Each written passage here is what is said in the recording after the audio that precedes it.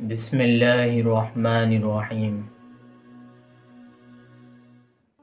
خدا تعالیٰ نے انسانی زندگی گزارنے کے لیے کچھ دستور، کچھ اصول مقرر فرمائے ہیں،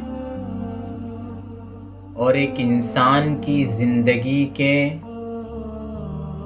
ہر گوشے اور ہر شعبے میں جو اسے رہنمائی کی اور جو اسے گائیڈ لائنز کی ضرورت پڑ سکتی تھی، اللہ نے وہ ساری ہدایات، ساری رہنمائیاں، ساری گائیڈ لائنز قرآن کریم کے ذریعے اور اپنے آخری نبی محمد عربی صلی اللہ علیہ وسلم کے ذریعے پوری دنیا تک پہنچا دی،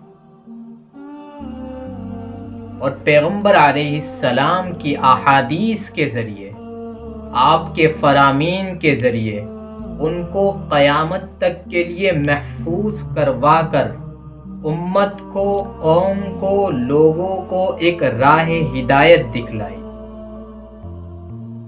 آپ حیران ہوں گے اس حدیث کو سن کر۔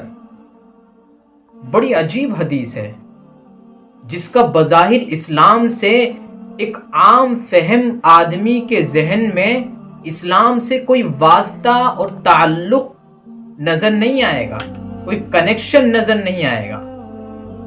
حضرت ابو ہریرہ رضی اللہ تعالیٰ عنہ سے یہ حدیث روایت ہے، رسول اللہ صلی اللہ علیہ وسلم نے فرمایا: المؤمن القوی خیر واحب الی اللہ من المؤمن الضعیف۔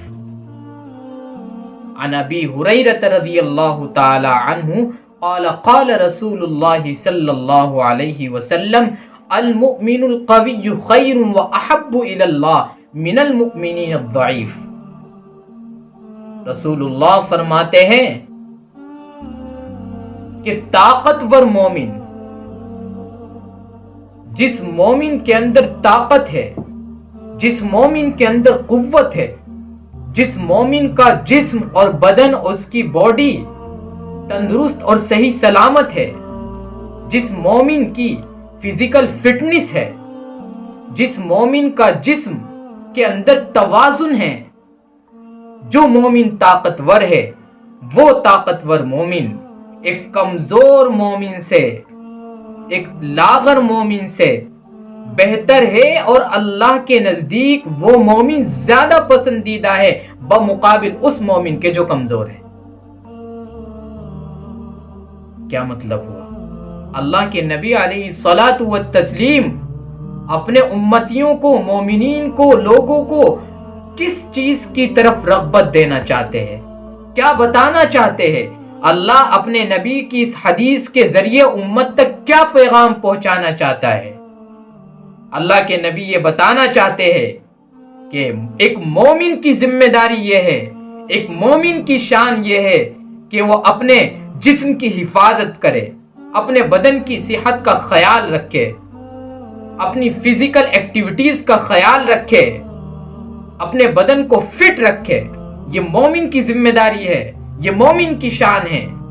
مجھ سے ابھی پیچھے سوال بھی کیا تھا کسی نے، کیا جم کرنا جائز ہے کیا؟ ارے اللہ کے نبی علیہ السلام کہہ رہے طاقتور مومن کمزور مومن سے اللہ کے نزدیک بہت زیادہ پسندیدہ ہے۔